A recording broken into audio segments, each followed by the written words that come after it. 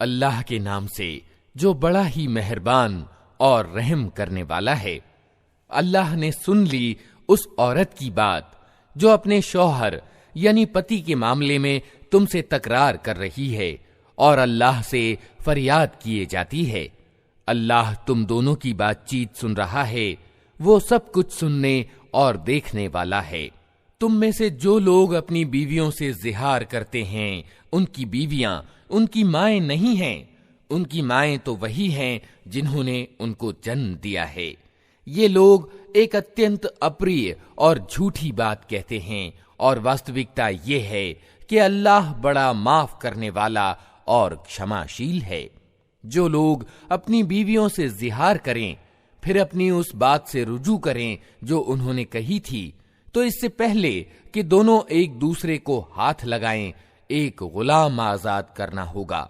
इससे तुमको नसीहत की जाती है और जो कुछ तुम करते हो अल्लाह उसकी खबर रखता है। और जो व्यक्ति गुलाम न पाए वो 2 महीने के लगातार रोजे रखे, इससे पहले कि दोनों एक दूसरे को हाथ लगाएं। और जिसे इसकी भी सामर्थ्य न हो वो 60 मोहताजों को खाना खिलाए। ये आदेश इसलिए दिया जा रहा है कि तुम अल्लाह और उसके रसूल पर ईमान लाओ।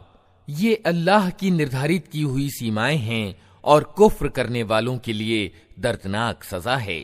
जो लोग अल्लाह और उसके रसूल का विरोध करते हैं वे उसी तरह अपमानित एवं तिरस्कृत कर दिए जाएंगे जिस तरह उनसे पहले के लोग अपमानित एवं तिरस्कृत किए जा चुके हैं। हमने साफ साफ आयतें उतार दी हैं और कुफ्र करने वालों के लिए अपमानजनक अजाब है। उस दिन ये अपमानजनक अजाब होना है जब अल्लाह उन सबको फिर से जिंदा करके उठाएगा और उन्हें बता देगा कि वे क्या कुछ करके आए हैं। वे भूल गए हैं मगर अल्लाह ने उनका सब किया धरा गिन गिन कर सुरक्षित रखा है और अल्लाह एक एक चीज पर गवाह है। क्या तुमको खबर नहीं है कि जमीन और आसमानों की हर चीज का अल्लाह को ज्ञान है। कभी ऐसा नहीं होता कि 3 आदमियों में कोई गुप्त बातचीत हो और उनके बीच चौथा अल्लाह ना हो, या 5 आदमियों में गुप्त बातचीत हो और उनमें छठा अल्लाह ना हो। गुप्त बात करने वाले चाहे इससे कम हों या ज्यादा, जहां कहीं भी वे हों अल्लाह उनके साथ होता है। फिर क़यामत के दिन वो उनको बता देगा कि उन्होंने क्या कुछ किया है। अल्लाह हर चीज का ज्ञान रखता है। क्या तुमने देखा नहीं उन लोगों को जिन्हें गुप्त बातचीत करने से रोक दिया गया था, फिर भी वे वही हरकत किए जाते हैं जिससे उन्हें रोका गया था। ये लोग छिप छिप कर आपस में गुनाह और ज्यादती और रसूल की अवज्ञा की बातें करते हैं और जब तुम्हारे पास आते हैं तो तुम्हें उस तरीके से सलाम करते हैं जिस तरह अल्लाह ने तुमको सलाम नहीं किया है और अपने दिलों में कहते हैं कि हमारी इन बातों पर अल्लाह हमें अजाब क्यों नहीं देता। उनके लिए जहन्नम ही काफी है, उसी का वे ईंधन बनेंगे, बड़ा ही बुरा परिणाम है उनका। ऐ लोगो जो ईमान लाए हो, जब तुम आपस में गुप्त बात करो तो गुनाह और ज्यादती और रसूल की अवज्ञा की बातें नहीं बल्कि नेकी और परहेजगारी की बातें करो और उस अल्लाह से डरते रहो जिसके पास तुम्हें हश्र में पेश होना है। कानाफूसी तो एक शैतानी काम है और वो इसलिए की जाती है कि ईमान वाले लोग उससे दुखी हों। हालांकि अल्लाह की अनुज्ञा के बिना वो उन्हें कुछ भी हानि नहीं पहुंचा सकती और ईमान लाने वालों को अल्लाह ही पर भरोसा रखना चाहिए। ऐ लोगो जो ईमान लाए हो, जब तुमसे कहा जाए कि अपनी मजलिसों में कुशादगी पैदा करो तो जगह कुशादा कर दिया करो, अल्लाह तुम्हें कुशादगी प्रदान करेगा। और जब तुमसे कहा जाए कि उठ जाओ तो उठ जाया करो। तुम में से जो लोग ईमान रखने वाले हैं और जिनको ज्ञान प्रदान किया गया है, अल्लाह उनको ऊंचे दर्जे प्रदान करेगा और जो कुछ तुम करते हो अल्लाह को उसकी खबर है। ऐ लोगो जो ईमान लाए हो, जब तुम रसूल से तन्हाई में बात करो तो बात करने से पहले कुछ सदका यानी दान दो, ये तुम्हारे लिए अच्छा और ज्यादा पाकीज़ा है। अलबत्ता अगर तुम सदका देने के लिए कुछ ना पाओ तो अल्लाह माफ करने वाला और रहम करने वाला है। क्या तुम डर गए इस बात से कि तन्हाई में बातचीत करने से पहले तुम्हें सदके देने होंगे? अच्छा, अगर तुम ऐसा न करो और अल्लाह ने तुमको इससे माफ कर दिया तो नमाज कायम करते रहो, ज़कात देते रहो और अल्लाह और उसके रसूल की आज्ञा का पालन करते रहो। तुम जो कुछ करते हो अल्लाह उसकी खबर रखता है। क्या तुमने देखा उन लोगों को जिन्होंने दोस्त बनाया है एक ऐसे गिरोह को जिस पर अल्लाह का प्रकोप हुआ है? वे न तुम्हारे हैं न उनके, और वे जानबूझकर झूठी बात पर कस्में खाते हैं। अल्लाह ने उनके लिए कठोर अजाब तैयार कर रखा है। बड़ी ही बुरी करतूत है जो वे कर रहे हैं। उन्होंने अपनी कस्मों को ढाल बना रखा है जिसकी आड़ में वे अल्लाह की राह से लोगों को रोकते हैं। इस पर उनके लिए अपमानजनक अजाब है। अल्लाह से बचाने के लिए न उनके माल कुछ काम आएंगे न उनकी संतान। वे दोज़ख के साथी हैं, उसी में वे हमेशा रहेंगे। जिस दिन अल्लाह उन सबको उठाएगा वे उसके सामने भी उसी तरह कस्में खाएंगे जिस तरह तुम्हारे सामने खाते हैं, और अपने नजदीक ये समझेंगे कि इससे उनका कुछ काम बन जाएगा। खूब जान लो वे परले दर्जे के झूठे हैं। शैतान उन पर छा चुका है और उसने अल्लाह की याद उनके दिल से भुला दी है। वे शैतान की पार्टी के लोग हैं, सावधान रहो। शैतान की पार्टी वाले ही घाटे में रहने वाले हैं। निश्चय ही अत्यंत अपमानित लोगों में से हैं वे लोग जो अल्लाह और उसके रसूल का मुकाबला करते हैं। अल्लाह ने लिख दिया है कि मैं और मेरे रसूल ही विजयी होकर रहेंगे। वास्तव में अल्लाह अत्यंत प्रभुत्वशाली और बलवान है। तुम कभी ये ना पाओगे कि जो लोग अल्लाह और अंतिम दिन पर ईमान रखने वाले हैं वे उन लोगों से प्रेम करते हों जिन्होंने अल्लाह और उसके रसूल का विरोध किया है, चाहे वे उनके बाप हों या उनके बेटे या उनके भाई या उनके घराने वाले। ये वे लोग हैं जिनके दिलों में अल्लाह ने ईमान अंकित कर दिया है और अपनी ओर से एक आत्मा प्रदान करके उनको शक्ति दी है। वो उनको ऐसी जन्नतों में दाखिल करेगा जिनके नीचे नहरें बहती होंगी, उनमें वे हमेशा रहेंगे। अल्लाह उनसे राजी हुआ और वे अल्लाह से राजी हुए। वे अल्लाह की पार्टी के लोग हैं। सावधान रहो, अल्लाह की पार्टी वाले ही सफलता प्राप्त करने वाले हैं। अल्लाह के नाम से जो बड़ा ही मेहरबान और रहम करने वाला है। अल्लाह ही की तस्बीह की है हर उस चीज ने जो आसमानों और जमीन में है, और वही प्रभुत्वशाली और तत्वदर्शी है। वही है जिसने किताब वाले काफिरों को पहले ही हल्ले में उनके घरों से निकाल बाहर किया। तुम्हें हरगिज ये गुमान न था कि वे निकल जाएंगे, और वे भी ये समझ बैठे थे कि उनकी गढ़ियां उन्हें अल्लाह से बचा लेंगी, मगर अल्लाह ऐसे रुख से उन पर आया जिधर उनका ख्याल भी न गया था। उसने उनके दिलों में रोब डाल दिया। नतीजा ये हुआ कि वे खुद अपने हाथों से भी अपने घरों को बर्बाद कर रहे थे और ईमान वालों के हाथों भी बर्बाद करवा रहे थे। अतः शिक्षा ग्रहण करो ऐ देखने वाली आंख रखने वालों। यदि अल्लाह ने उनके लिए देश निकाला न लिख दिया होता तो दुनिया ही में वो उन्हें अजाब दे डालता, और आखिरत में तो उनके लिए दोज़ख का अजाब है ही। ये सब कुछ इसलिए हुआ कि उन्होंने अल्लाह और उसके रसूल का मुकाबला किया, और जो भी अल्लाह का मुकाबला करे अल्लाह उसको सजा देने में बहुत कठोर है। तुम लोगों ने खजूरों के जो पेड़ काटे या जिनको अपनी जड़ों पर खड़ा रहने दिया, ये सब अल्लाह ही की अनुज्ञा से था, और अल्लाह ने ये अनुमति इसलिए दी ताकि उल्लंघनकारियों को अपमानित और रुस्वा करे। और जो माल अल्लाह ने उनके कब्जे से निकालकर अपने रसूल की ओर पलटा दिए, वे ऐसे माल नहीं हैं जिनके लिए तुमने अपने घोड़े और ऊंट दौड़ाए हों, बल्कि अल्लाह अपने रसूलों को जिस पर चाहता है प्रभुत्व प्रदान कर देता है, और अल्लाह को हर चीज पर सामर्थ्य प्राप्त है। जो कुछ भी अल्लाह बस्तियों के लोगों से अपने रसूल की ओर पलटा दे, वो अल्लाह और रसूल और नातेदारों और अनाथों और मुहताजों और मुसाफिरों के लिए है, ताकि वो तुम्हारे मालदारों ही के बीच चक्कर ना खाता रहे। जो कुछ रसूल तुम्हें दे वो ले लो, और जिस चीज से वो तुमको रोक दे उससे रुक जाओ। अल्लाह से डरो, अल्लाह कठोर सजा देने वाला है। और वो माल उन गरीब घर बार छोड़ने वालों यानी मुहाजिरीन के लिए है, जो अपने घरों और संपत्तियों से निकाल बाहर किए गए हैं। ये लोग अल्लाह का अनुग्रह और उसकी प्रसन्नता चाहते हैं और अल्लाह और उसके रसूल की सहायता पर कटिबद्ध रहते हैं।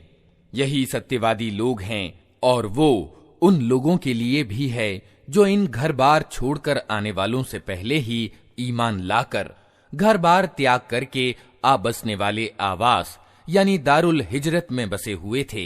ये उन लोगों से प्रेम करते हैं जो घर बार छोड़कर उनके पास आए हैं, और जो कुछ भी उनको दे दिया जाए उसकी कोई अपेक्षा तक ये अपने दिलों में महसूस नहीं करते, और अपने मुकाबले में दूसरों को प्राथमिकता देते हैं, चाहे अपनी जगह खुद मोहताज हों। वास्तविकता ये है कि जो लोग अपने दिल की तंगी से बचा लिए गए वही सफलता प्राप्त करने वाले हैं। और वो उन लोगों के लिए भी है जो इन अगलों के बाद आए हैं, जो कहते हैं कि ऐ हमारे रब, हमें और हमारे उन सब भाइयों को माफ कर दे जो हमसे पहले ईमान लाए हैं, और हमारे दिलों में ईमान वालों के लिए कोई विद्वेष न रख। ऐ हमारे रब, तू अत्यंत करुणामय और दयावान है। तुमने देखा नहीं उन लोगों को जिन्होंने मिथ्याचार यानी मुनाफिकत की नीति अपनाई है। ये अपने कुफ्र में ग्रस्त किताब वाले भाइयों से कहते हैं, अगर तुम्हें निकाला गया तो हम तुम्हारे साथ निकलेंगे, और तुम्हारे मामले में हम किसी की बात हरगिज न मानेंगे, और अगर तुमसे युद्ध किया गया तो हम तुम्हारी सहायता करेंगे। मगर अल्लाह गवाह है कि ये लोग बिल्कुल झूठे हैं। अगर वे निकाले गए तो ये उनके साथ हरगिज ना निकलेंगे, और अगर उनसे युद्ध किया गया तो ये उनकी हरगिज सहायता न करेंगे, और अगर ये उनकी सहायता करें भी तो पीठ फेर जाएंगे और फिर कहीं से कोई सहायता न पाएंगे। इनके दिलों में अल्लाह से बढ़कर तुम्हारा डर है, इसलिए ये ऐसे लोग हैं जो समझ बूझ नहीं रखते। ये कभी इकट्ठे होकर खुले मैदान में तुम्हारा मुकाबला न करेंगे, लड़ेंगे भी तो किलाबंद बस्तियों में बैठकर या दीवारों के पीछे छुपकर। ये आपस के विरोध में बड़े कठोर हैं। तुम इन्हें इकट्ठा समझते हो, मगर इनके दिल एक दूसरे से फटे हुए हैं। इनकी ये दशा इसलिए है कि ये बुद्धिहीन लोग हैं। ये उन्हीं लोगों के सदृश्य हैं जो इनसे थोड़े ही समय पहले अपने किए का मजा चख चुके हैं, और इनके लिए दर्दनाक अजाब है। इनकी मिसाल शैतान जैसी है कि पहले वो इंसान से कहता है कि कुफ्र कर, और जब इंसान कुफ्र कर बैठता है तो वो कहता है कि मैं तुम्हारी जिम्मेदारी से बरी हूं, मुझे तो सारे जहान के रब अल्लाह से डर लगता है। फिर दोनों का परिणाम ये होना है कि हमेशा के लिए नरक में जाएं, और जालिमों का यही बदला है। ऐ लोगों जो ईमान लाए हो, अल्लाह से डरो, और प्रत्येक व्यक्ति ये देखे कि उसने कल के लिए क्या सामान किया है। अल्लाह से डरते रहो। अल्लाह को यकीनन तुम्हारे उन सब कर्मों की खबर है जो तुम करते हो। उन लोगों की तरह न हो जाओ जो अल्लाह को भूल गए तो अल्लाह ने उन्हें खुद उनकी अपनी आत्मा यानी नफ्स भुला दी। यही लोग उल्लंघनकारी हैं।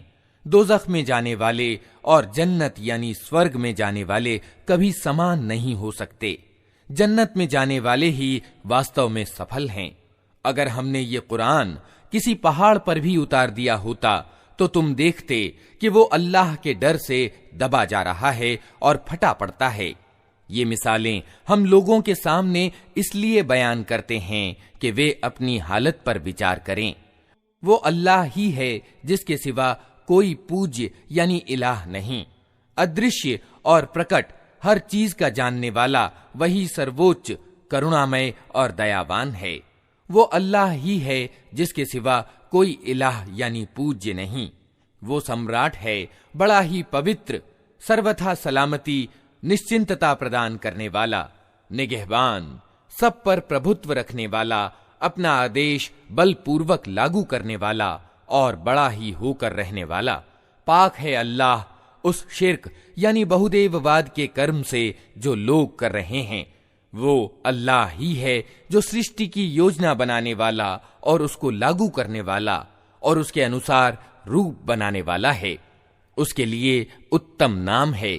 हर चीज जो आसमानों और जमीन में है उसकी तस्बीह यानी गुणगान कर रही है और वो प्रभुत्वशाली और तत्वदर्शी है।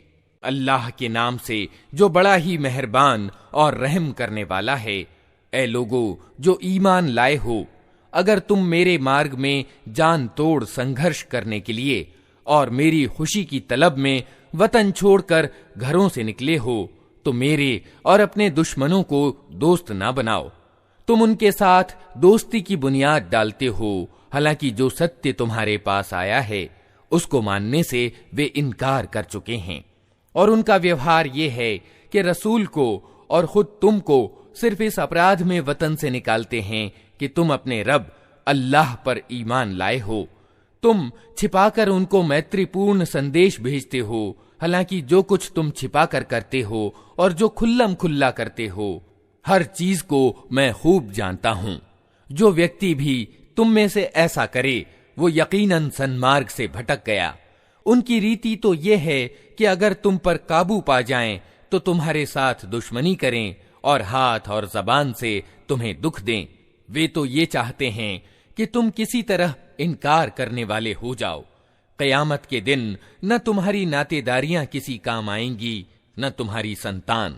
उस दिन अल्लाह तुम्हारे बीच जुदाई डाल देगा और वही तुम्हारे कर्मों का देखने वाला है।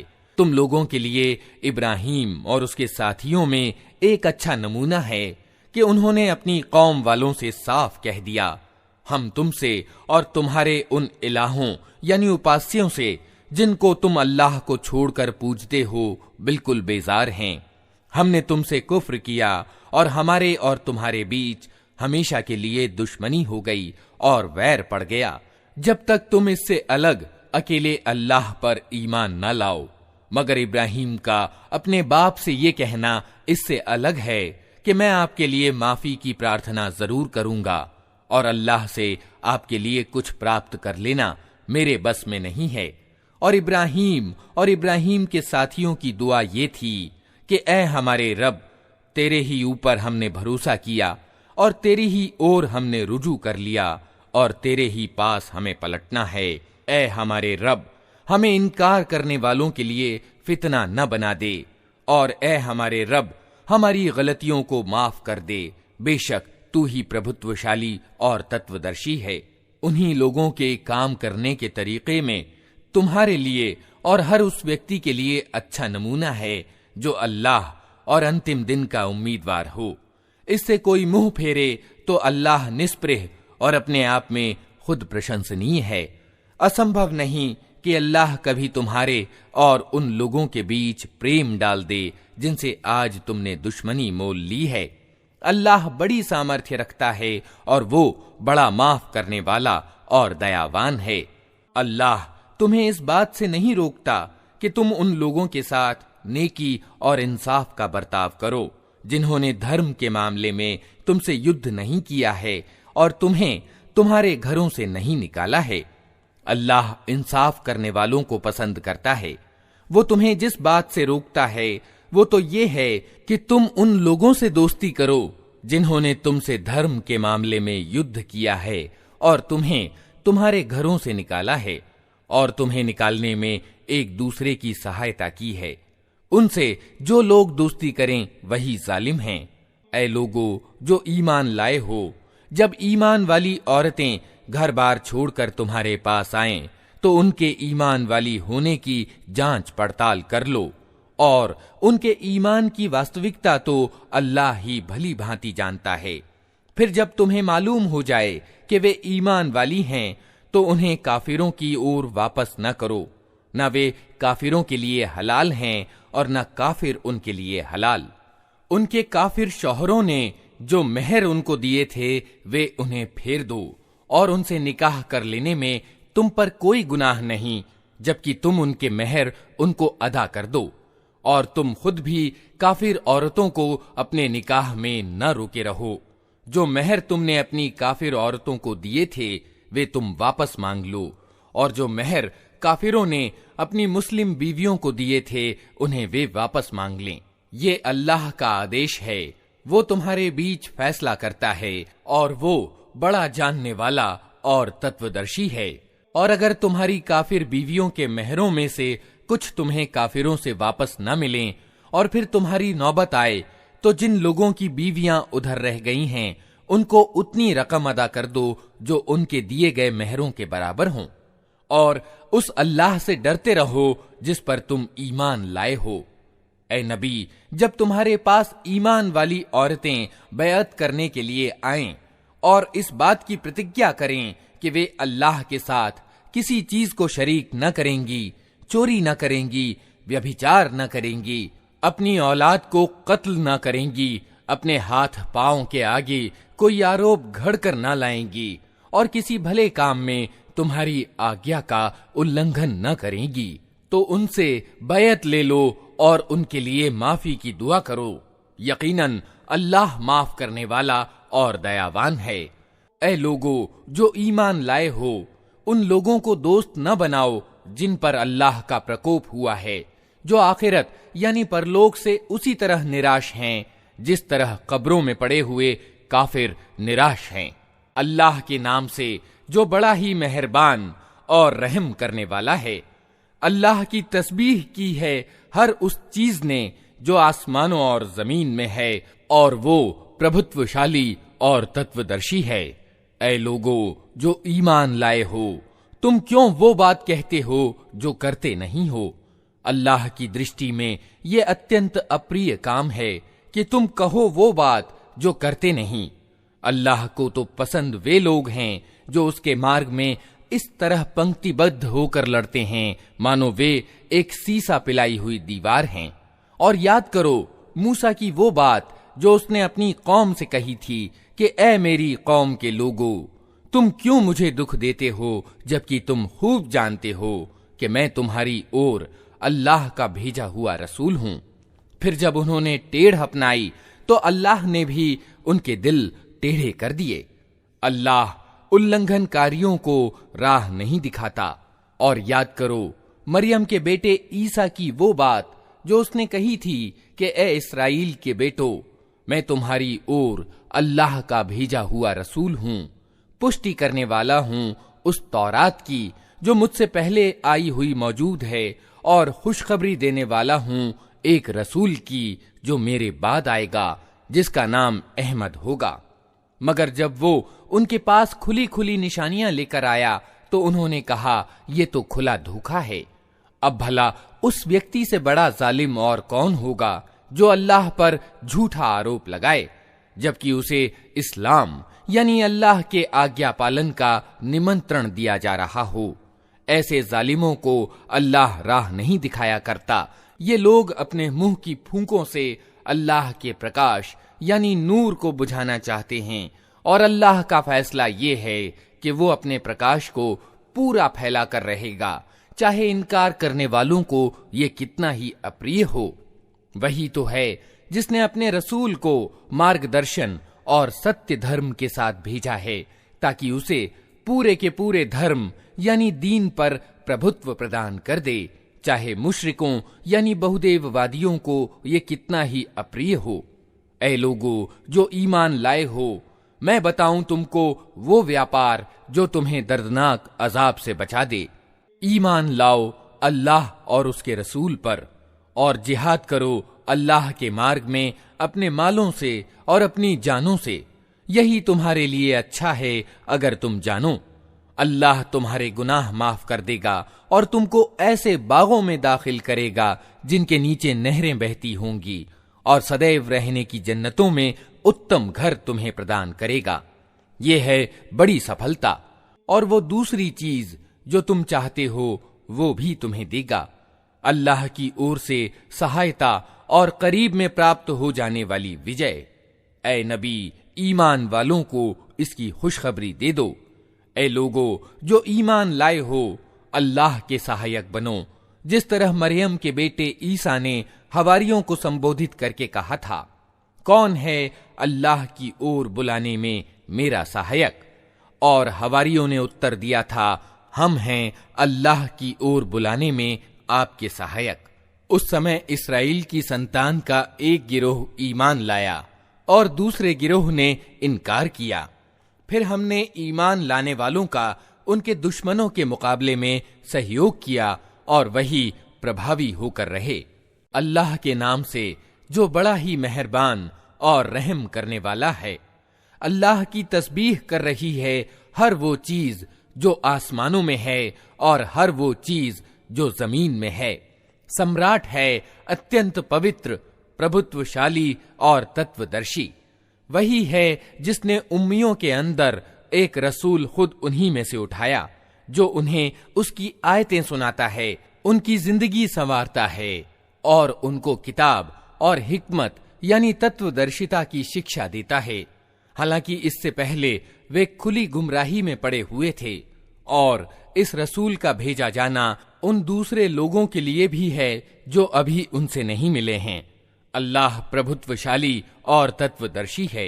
ये उसका फजल है, जिसे चाहता है देता है, और वो बड़ा फजल करने वाला है। जिन लोगों को तौरात का वाहक बनाया गया था मगर उन्होंने उसका भार न उठाया, उनकी मिसाल उस गधे की सी है जिस पर किताबें लदी हुई हों। इससे भी ज्यादा बुरी मिसाल है उन लोगों की जिन्होंने अल्लाह की आयतों को झुठला दिया है। ऐसे जालिमों को अल्लाह मार्ग नहीं दिखाया करता। इनसे कहो, ऐ लोगो जो यहूदी बन गए हो, अगर तुम्हें ये घमंड है कि बाकी सब लोगों को छोड़कर बस तुम ही अल्लाह के चहेते हो, तो मौत की कामना करो अगर तुम अपने इस दावे में सच्चे हो। लेकिन ये हरगिज उसकी कामना न करेंगे अपनी उन करतूतों के कारण जो ये कर चुके हैं, और अल्लाह इन जालिमों को खूब जानता है। इनसे कहो, जिस मौत से तुम भागते हो वो तो तुम्हें आकर रहेगी, फिर तुम उसके सामने पेश किए जाओगे जो छिपे और खुले का जानने वाला है, और वो तुम्हें बता देगा कि तुम क्या कुछ करते रहे हो। ऐ लोगो जो ईमान लाए हो, जब पुकारा जाए नमाज के लिए जुमुआ के दिन, तो अल्लाह के जिक्र की ओर दौड़ो और क्रय विक्रय छोड़ दो। ये तुम्हारे लिए ज्यादा अच्छा है अगर तुम जानो। फिर जब नमाज पूरी हो जाए तो जमीन में फैल जाओ और अल्लाह का फजल तलाश करो, और अल्लाह को बहुत ज्यादा याद करते रहो, शायद कि तुम्हें सफलता प्राप्त हो जाए। और जब उन्होंने व्यापार और खेल तमाशा होते देखा तो उसकी ओर लपक गए और तुम्हें खड़ा छोड़ दिया। इनसे कहो, जो कुछ अल्लाह के पास है वो खेल तमाशे और व्यापार से अच्छा है, और अल्लाह सबसे अच्छी रोजी देने वाला है। अल्लाह के नाम से जो बड़ा ही मेहरबान और रहम करने वाला है। ऐ नबी, जब ये मुनाफिक यानी कपटाचारी तुम्हारे पास आते हैं तो कहते हैं, हम गवाही देते हैं कि आप यकीनन अल्लाह के रसूल हैं। हाँ, अल्लाह जानता है कि तुम अवश्य ही उसके रसूल हो, मगर अल्लाह गवाही देता है कि ये मुनाफिक बिल्कुल झूठे हैं। इन्होंने अपनी कस्मों को ढाल बना रखा है, और इस तरह ये अल्लाह के मार्ग से खुद रुकते हैं और दुनिया को रोकते हैं। कैसी बुरी हरकतें हैं जो ये लोग कर रहे हैं। ये सब कुछ इस कारण से है कि इन लोगों ने ईमान लाकर फिर इनकार किया, इसलिए इनके दिलों पर मोहर लगा दी गई।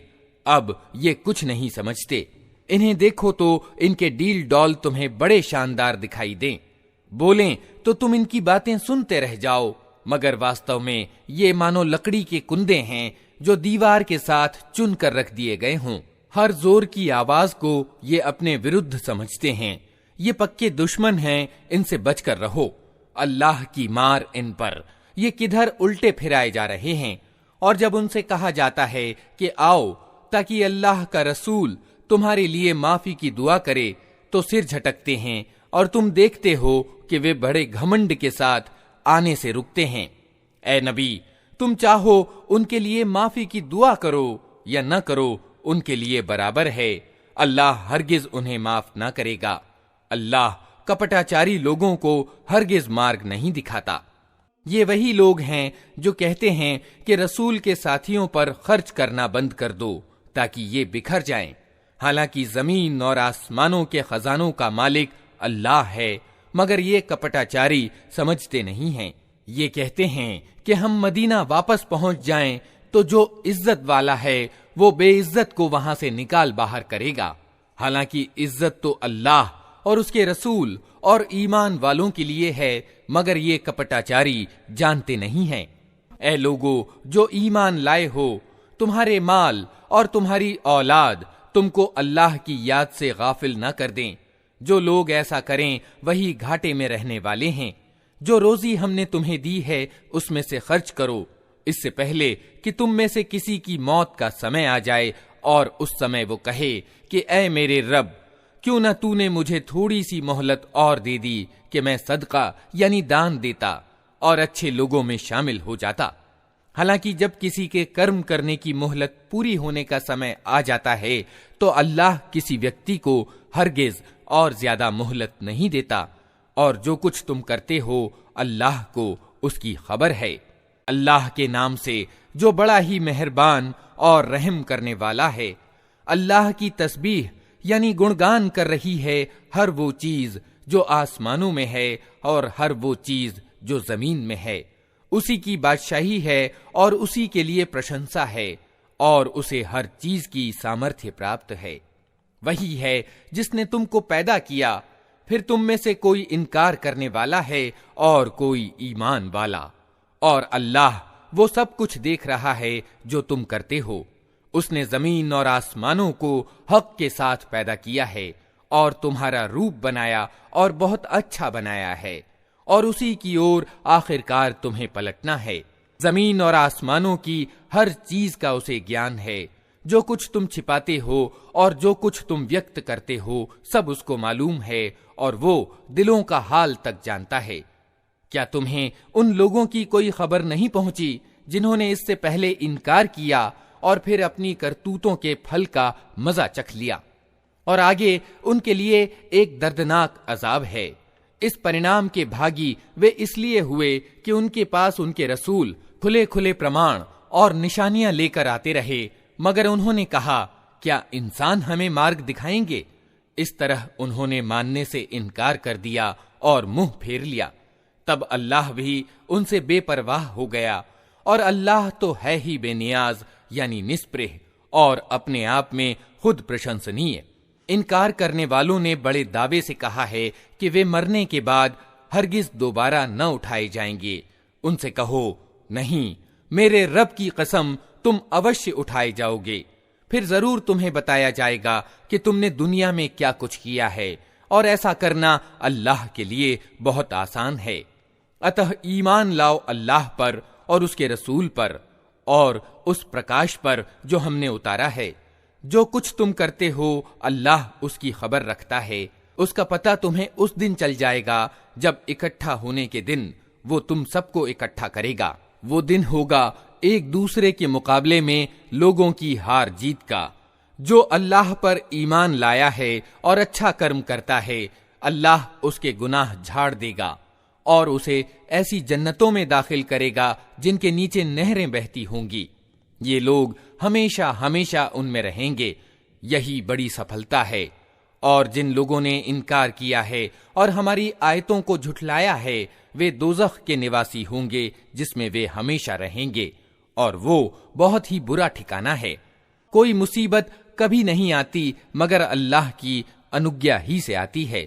जो व्यक्ति अल्लाह पर ईमान रखता हो, अल्लाह उसके दिल को राह दिखाता है। अल्लाह को हर चीज का ज्ञान है। अल्लाह की आज्ञा का पालन करो और रसूल की आज्ञा का पालन करो। लेकिन अगर तुम आज्ञा पालन से मुंह मोड़ते हो तो हमारे रसूल पर साफ साफ सत्य पहुंचा देने के सिवा कोई जिम्मेदारी नहीं है। अल्लाह वो है जिसके सिवा कोई ईश यानी इलाह नहीं। अतः ईमान लाने वालों को अल्लाह ही पर भरोसा रखना चाहिए। ऐ लोगो जो ईमान लाए हो, तुम्हारी बीवियों और तुम्हारी औलाद में से कुछ तुम्हारे दुश्मन हैं, उनसे सावधान रहो। और अगर तुम माफ करो और जाने दो तो अल्लाह बड़ा ही माफ करने वाला और रहम करने वाला है। तुम्हारे माल और तुम्हारी औलाद तो एक आजमाइश हैं, और अल्लाह ही है जिसके पास बड़ा बदला है। अतः जहां तक तुम्हारे बस में हो अल्लाह से डरते रहो और सुनो और आज्ञा का पालन करो और अपने माल खर्च करो। ये तुम्हारे ही लिए अच्छा है। जो अपने दिल की तंगी से सुरक्षित रह गए, बस वही सफलता प्राप्त करने वाले हैं। अगर तुम अल्लाह को अच्छा कर्ज दो तो वो तुम्हें कई गुना बढ़ा कर देगा और तुम्हारे कसूरों को माफ करेगा। अल्लाह बड़ा गुण ग्राहक और सहनशील है, प्रत्यक्ष और परोक्ष हर चीज को जानता है, प्रभुत्वशाली और तत्वदर्शी है। अल्लाह के नाम से जो बड़ा ही मेहरबान और रहम करने वाला है। ऐ नबी, जब तुम लोग औरतों को तलाक दो तो उन्हें उनकी इद्दत यानी अवधि के लिए तलाक दिया करो और इद्दत के समय की ठीक ठीक गिनती करो और अल्लाह से डरो जो तुम्हारा रब है। इद्दत के समय में न तुम उन्हें उनके घरों से निकालो और न वे खुद निकलें, सिवाय इसके कि वे कोई स्पष्ट बुराई कर बैठें। ये अल्लाह की नियत की हुई सीमाएं हैं, और जो कोई अल्लाह की सीमाओं का उल्लंघन करेगा वो अपने ऊपर खुद जुल्म करेगा। तुम नहीं जानते, शायद इसके बाद अल्लाह मेल मिलाप की कोई सूरत पैदा कर दे।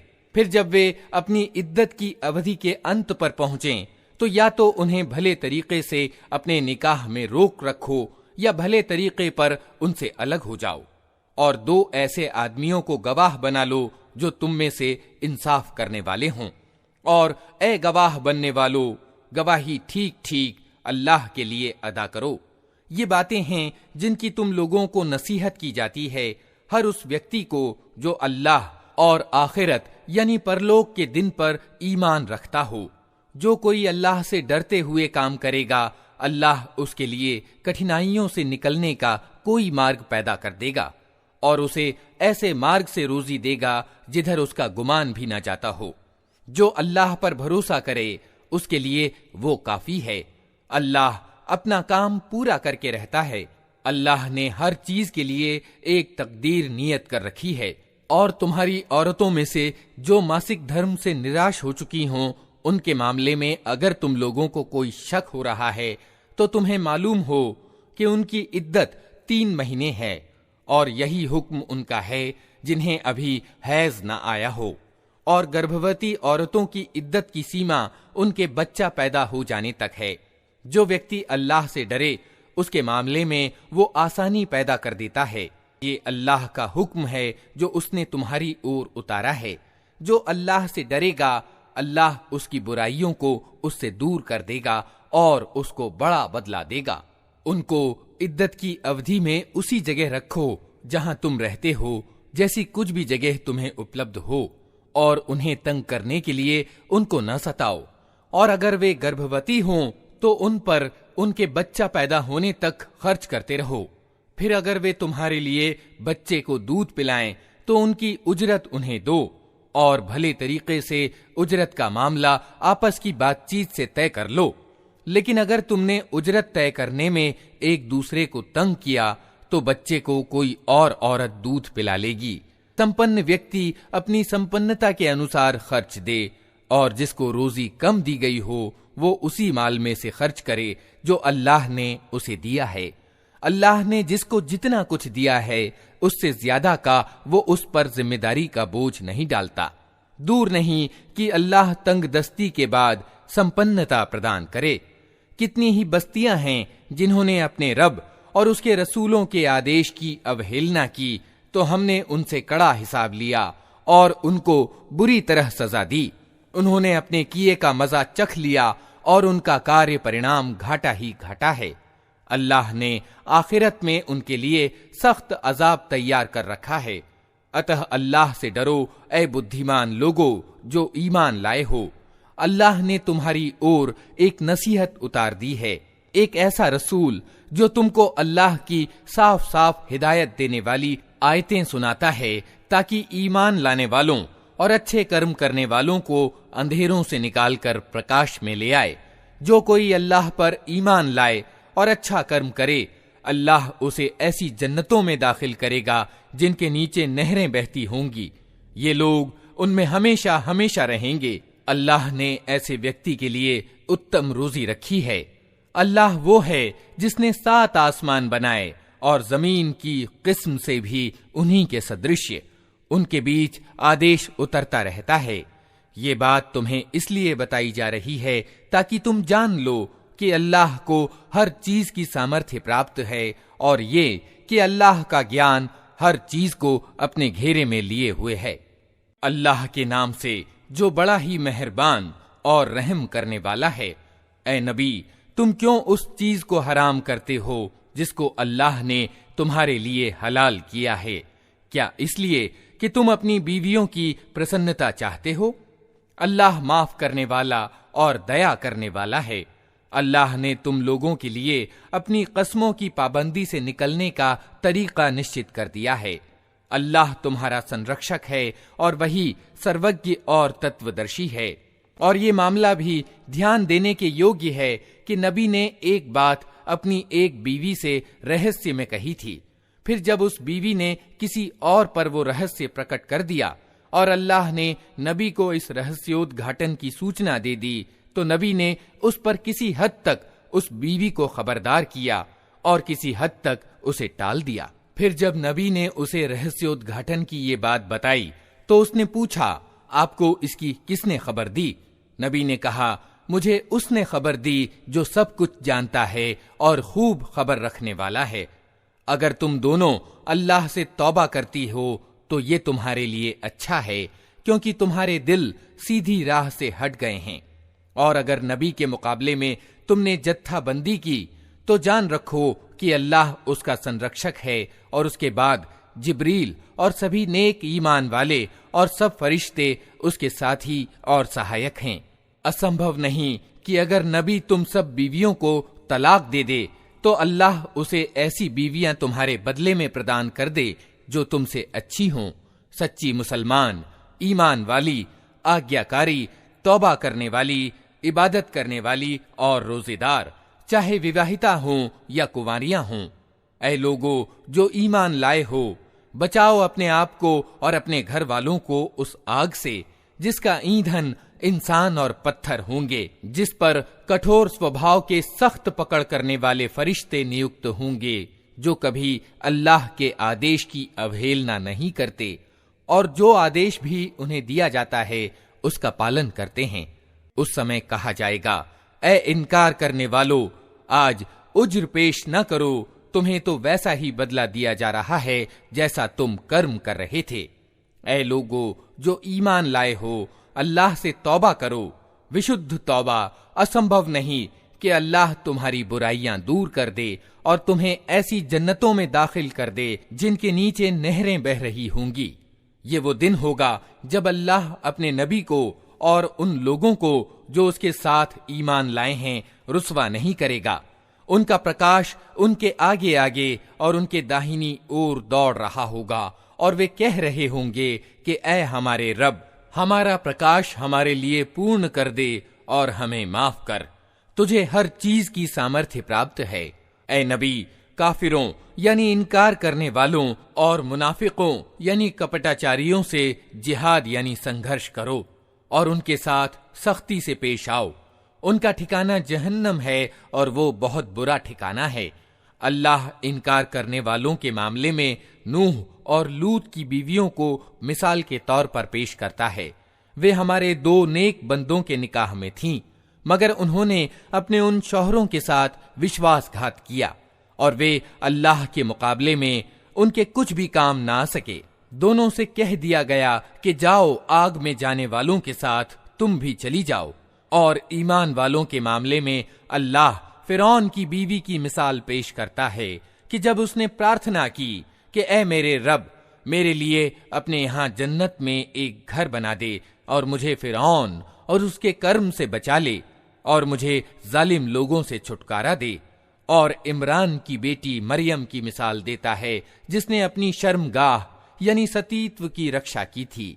फिर हमने उसके अंदर अपनी ओर से रूह यानी आत्मा फूंक दी और उसने अपने रब के बयानों और उसकी किताबों की पुष्टि की और वो आज्ञाकारी लोगों में से थी।